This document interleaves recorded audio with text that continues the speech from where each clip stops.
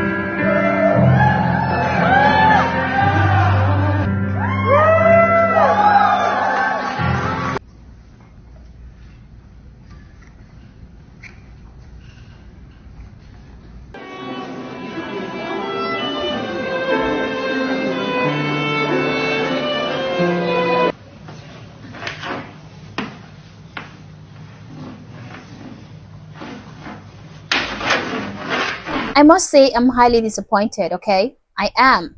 How can a good number of the population think that This madness being displayed here is art, okay? What exactly happened to us? What is going on?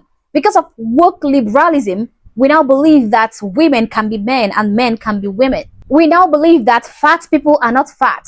They are just body positive people. Somehow we have now convinced ourselves that this type of horrible display is modern art.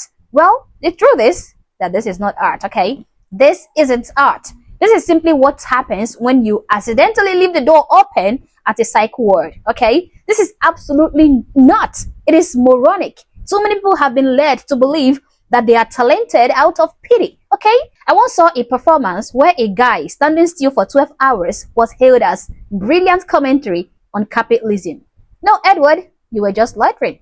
That has nothing to do with commentary on capitalism. Another incident was a conceptual art where a museum once displayed a glass of water labeled an oak tree.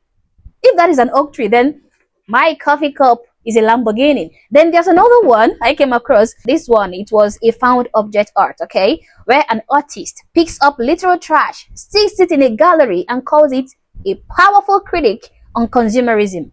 Buddy, if garbage is high art, then my overflowing sink deserves a solo exhibition. Not to mention the many art awards I would win if I were to display the business I do in my toilet. Even worse, some modern art is deliberately bad just to test how gullible people can be, okay? A comedian once submitted a blank canvas to an art contest as a joke, and they won an award for challenging the traditional art form. I mean, another artist sold invisible sculptures for thousands of dollars. That's right, people.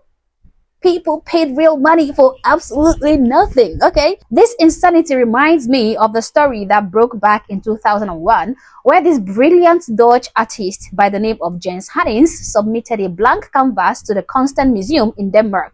Now, you might call him a thief, but I call him brilliant because he played them at their own game. All right, what can be considered art? That's the question. And this next story, it raised a lot of commotion among our producers this morning. Okay, see what you think. A Danish art museum lent the artist $84,000 to complete new pieces of artwork. What they got? Blank canvases. The artist calls his new work "Take the Money and Run." He says it's a commentary on the dispute between museums and artists over labor, contractual obligations, and the value of work, all fitting themes for the current exhibition. I call it creative. I was going to ask Morgan. Morgan, our producer, what did you think? Were you upset? She loves it. Okay. Ethan said he's a crook, he's a thief. Okay. Thoughts? Was it in cash? Stop payment now. Can they get it back? So what actually happened was that this Danish artist was contracted by the Constant Museum of Modern Art in Aalborg, Denmark, to create two pieces of their upcoming Work It Out exhibit. Per their written agreement, the artist would use the 534,000 Danish krone lent to him by the museum to reproduce two of his previous artworks about labor. The first, an average Austrian year income, displayed euro bills on a canvas in a frame, while the second, focusing on Danish incomes, did the same thing using, Danish krones, okay? But when the museum opened the boxes the artist sent prior to the exhibits opening on September 24, 2021, they found two blank frames titled "Take the Money and Run." Now, that is what you get when you celebrate nonsense, when you encourage and promote mediocrity. This is exactly what you get. I really feel sad for the downfall of so many aspects of our current society. Radical ideologies are slowly ravaging and destroying even the most beautiful parts of human existence, of human civilization. And now it has wormed its way into modern art, okay? So currently, modern art isn't about skill, creativity, or meaning. It is all about who can push the most nonsense while convincing rich collectors that they just don't get it. This is truly sad to witness, but what's truly sad is that very few people seem to be taking notice of this sheer absurdity. But as always, guys, these are my thoughts, these are my opinions, but feel free to share yours in the comment section below, but do so respectfully.